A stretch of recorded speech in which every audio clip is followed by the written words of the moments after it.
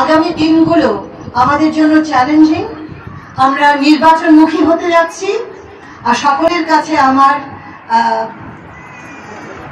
অনুরোধ থাকবে এই নির্বাচনকে কেন্দ্র করে যেন কোনো সহিংসতা না হয়। সহিংসতা হলেই নির্বাচন নষ্ট হবে, এবং এটা যেন না হয় তার জন্য কি শুধু পুলিশ আর আর্মি যথেষ্ট? তাহলে কি লাগবে? আপনাদেরকে লাগবে না? আমি জানি না আপনারা আমাকে কথা দিতে পারবেন কিনা, কিন্তু একটা জিনিস মনে রাখবেন, নির্বাচন যদি চান শান্তিপূর্ণ পরিবেশ রক্ষা করতে হবে, এবং এটা যদি নষ্ট হয়ে যায় তাহলে কিন্তু নির্বাচন কঠিন জায়গায় চলে যাবে। সেটা আমরা কেউ চাইছি না। চাইছি কি?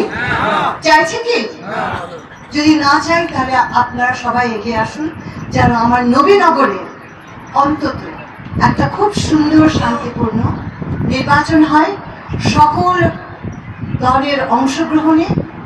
আমরা যে স্বপ্নটা দেখতে ঘা খেতে এত দূর এসেছি, এবার এটাকে আমরা সত্যি পরিণত করি। তোমরা যদি সত্যি তোমাদের নদীগুলোকে বাঁচাতে চাও, তাহলে তোমরা হয়ে যাও সেই জাগ্রত প্রহরী, আর আমাদের ইউএনও তোমাদের সাথে কাজ করবে। তোমরা রক্ষা করার দায়িত্ব নাও। তোমার এই দেশে এখন পর্যন্ত এত বড় পুলিশ ফোর্স নাই যে আমার 750-800টা নদীকে তারা রক্ষা করতে পারবে।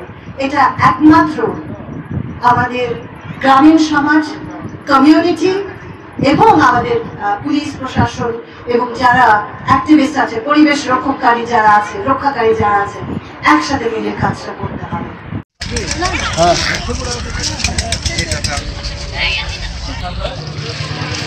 তবে